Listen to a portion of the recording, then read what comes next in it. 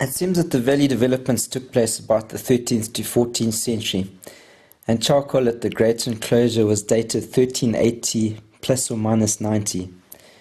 No one ruin and the Renders, Mach and East ruins were built in the P style in the valley.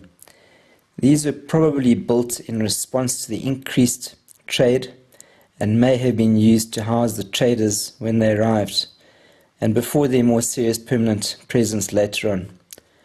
Walls called R were not well made and were mostly outlying ruins.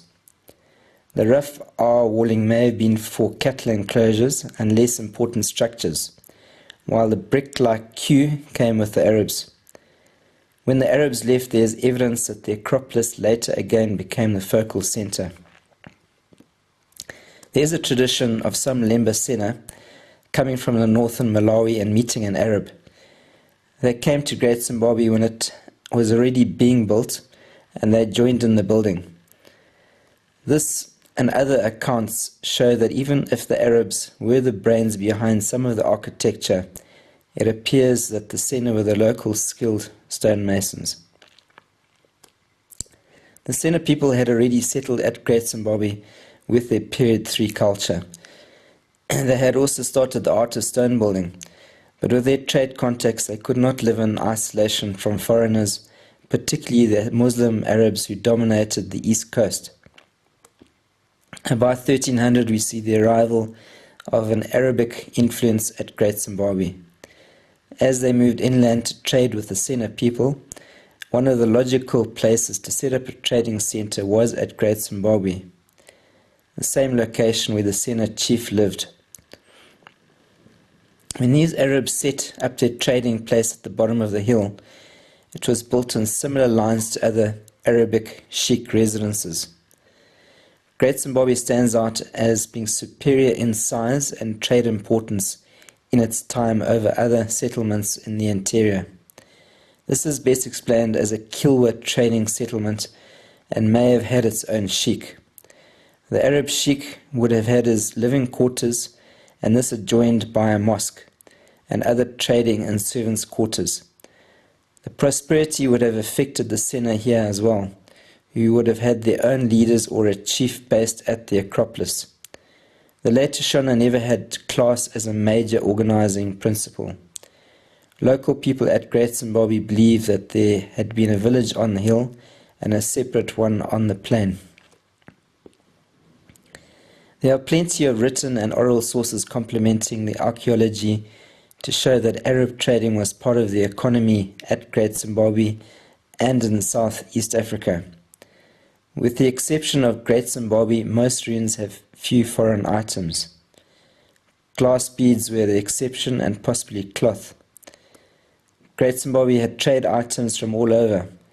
Not only were there local products, but probably items from Zambia or northern Zimbabwe, possibly the Congo, Arab, Indian, Chinese and European items.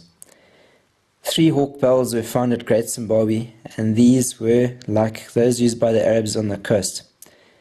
The sheet iron gongs were probably brought in by the Arabs. Similar ones were found in the Congo and at Dlodlo, in places also frequented by Arabs. In the ruins we also have a type of pottery which is called ribbed ware. This has been found at Gedi in Kenya and would be Arabic. The Gedi ribbed ware is thought to date from the 12th century. There was one woman who made ribbed ware up to recent times in the Bawi tribe. It has been found in Nyanga at places such as Ziwa, Vanyekuk, and Nyombongwe ruins, and at the Naimara ruins. It has been found at Great Zimbabwe at the Mound and Mach ruins, trading sites, and at the Terraceville near the acropolis. A pot from Kwekwe in Zimbabwe's Midlands may also belong to this tradition. The most likely makers of this pottery would have been the Arabic or Swahili Moors. They may have brought the pots with them from the coast, and in some rare cases brought their wives inland with them to make the pottery. At Great Zimbabwe, the method of attaching the Zimbabwe daggers to their handles was similar to a Mediterranean Bronze Age technique. An Arab lamp stand was found in handcuffs, showing at some point in the settlement's history the Arabs may have been slaving there. One cache in the lower ruins had 30,000 beads, which helped support that these ruins adjoining the main enclosure were used by traders. A bronze Arabic scale was found at Naimara, and the Naimara site dates from between 1600 to 1800. One of the first living quarters one comes across as one goes east out of the great enclosure was the No-One enclosure in the Renders Ruin, which may have been used for smelting copper and iron. The Renders Ruin produced a remarkable catch of trading items. So what did they find here in one of the corners of one of the enclosures? They found glazed pottery with Arab lettering, an iron lampstand, a copper chain, an iron spoon, copper snake rings of foreign workmanship, and several other items of foreign influence, showing this was the residence of an Arab. Among the items found here were beads and cowrie shells for trade. Some elephant ivory was found with warthog tusks and gold, items that had obviously been traded. Also found with the Arab items were a large piece of coral and some thin white clay china with blue and gold enamel. Bent, the archaeologist, states, in all probability this was an Arab trading post of medieval times, and he was spot on. There is also a possibility of the presence of some Arabic woman, as the Arab jewelry was highly unlikely to have been brought in for a Bantu woman. The ceramics found at the Renders section of the ruins were of such a quality that even in the coastal towns they were unlikely to have been used in everyday life. This shows there was an Arab present and someone of high standing. The Islamic glass, like that used at Kilwa, shows that the Arabs were living here, as this glass was not an item that was normally traded.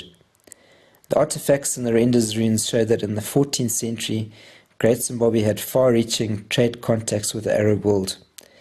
The wealth of the finds here supports the evidence that the lowland ruins were an Arab trading settlement, with them living close to the great enclosure, and they were not settled here for long. The Persian faience bowls with writing and the Arabic glass found were dated somewhere between the 13th to the 15th century. Somewhere in this mass of the Mach and Renders ruins, Mrs. E. Goodall in 1943 found a great quantity of glass and gold beads, which was also probably an Arab trader's stock. The Chinese celadon pottery found at Great Zimbabwe has also been found at Matoka, the Shashi ruins, and Mapungubwe.